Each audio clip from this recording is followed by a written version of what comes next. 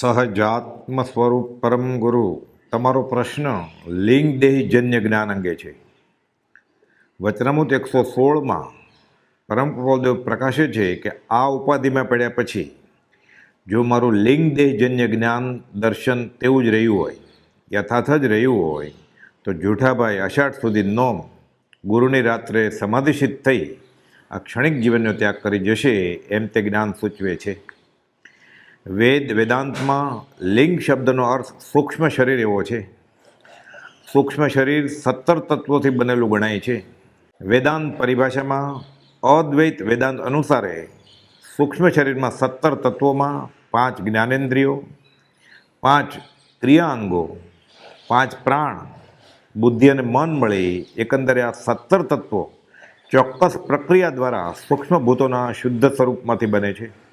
વૈદિક તત્વજ્ઞાનમાં જીવોને 2 પ્રકારના શરીર હોય છે એમ કહેવાય છે. એક સ્થૂળ શરીર જે આપણને દેખાય છે અને બીજું લિંગ દેહી અથવા સૂક્ષ્મ શરીર જે આંખથી દેખાય નહીં. આ સૂક્ષ્મ શરીરને લિંગ દેહી અથવા લિંગાશરી તરીકે પણ ઓળખવામાં આવે છે.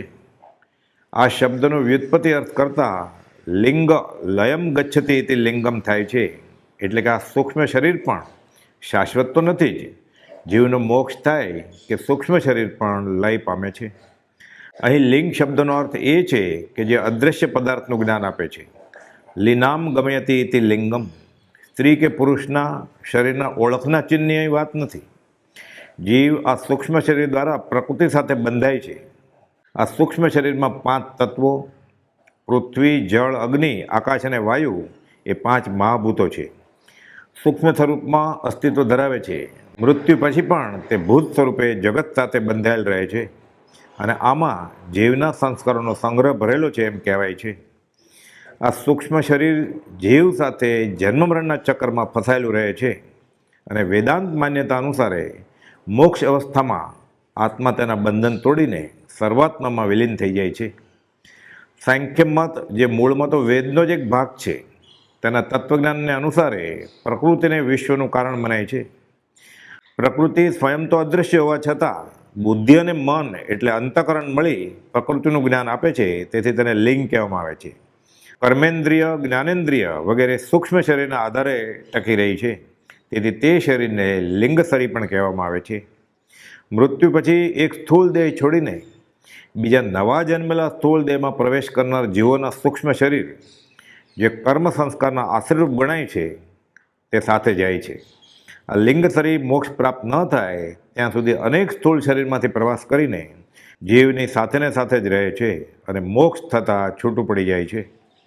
સ્થૂળ શરીર સાથેના જોડાણ વિના માત્ર સૂક્ષ્મ શરીર દ્વારા જ કર્મફળ જાણી ન શકાય. સાથે સ્થૂળ દેહ પણ જરૂરી છે, પણ કર્મફળ જાણવાનો વિષય સ્થૂળ દેહનો નથી. લિંગ શરીર દ્વારા જે વિવિધ અનુભવો અનુભવી શકે. મૃત્યુ થતાં સૂક્ષ્મ શરીર અને સ્થૂળ શરીર અલગ થાય છે. તે દરેક જન્મમાં તે આત્મા સાથે નિશ્ચિત સ્વરૂપમાં રહે છે. સૂક્ષ્મ શરીર જે યોનિ કે જેમાં જન્મે, માનવ યોનિ, પ્રાણી યોનિ વગેરે, ત્યાં તેની લાક્ષણિકતાઓ અનુસાર કાર્ય કર્યા કરે. મન, બુદ્ધિ, 5 ઇન્દ્રિયો, 5 ક્રિયાના અંગો, 5 વાયુઓ આ લિંગ દેહના ઘટકો છે એમ સાંખ્ય દર્શન પણ માને છે. જૈન દર્શનમાં કાર્બન અને તેજસ શરીરની જે વાત આવે છે તે અને આ સૂક્ષ્મ શરીર કે લિંગ દેહમાં કંઈ સરખાપણું લાગે પણ બંને તદ્દન ભિન્ન છે.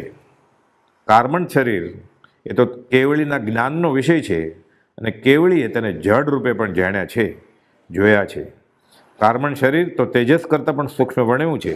જોકે એક ગતિમાંથી બીજી ગતિમાં જીવ જાય ત્યારે પૂર્વકર્મો આ કાર્બન શરીરમાં લખીને જાય છે અને મોક્ષે જાય તે સિવાય બધી ગતિમાં જીવ સાથે ને સાથે આ કાર્બન અને તેજસ રહે છે.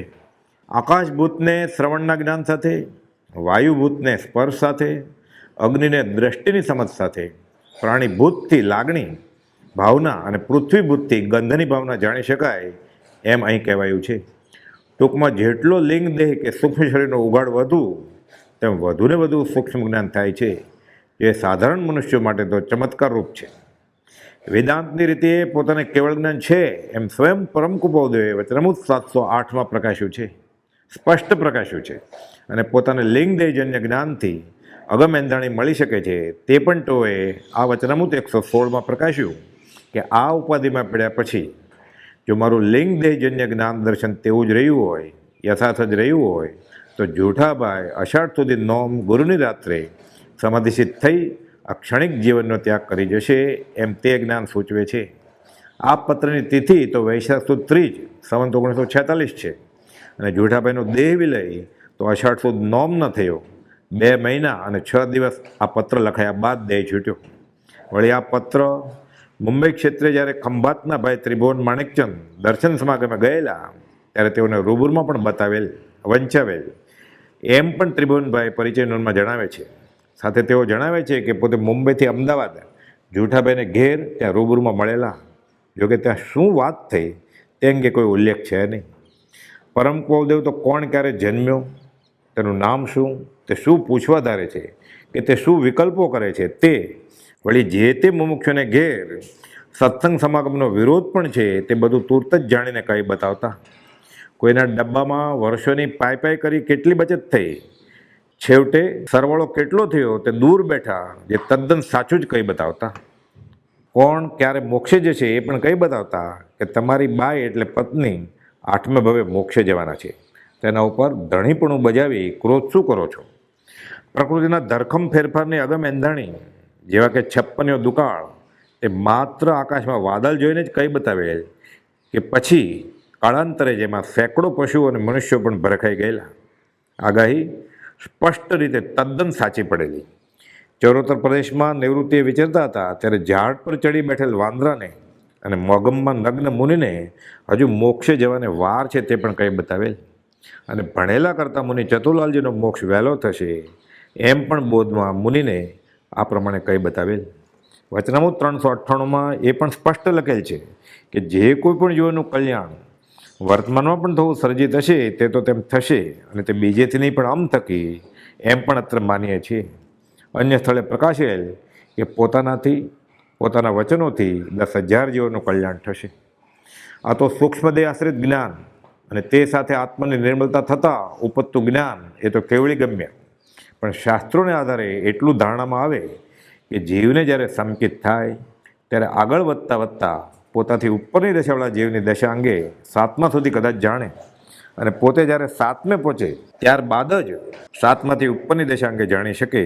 ત્યાં સુધી તો જે ભક્ત રત્નો પરમકોને યથાર્થ ઓળખી ગયા અને જેઓને સંકેતની છાપ મળી તેઓના વચનોને આધારે તેઓની શ્રદ્ધા વિશે ઊંડા ઉતરતા બુદ્ધિથી પરમકોની દશા અંગે ઉપલક જાણી શકાય એમ છે.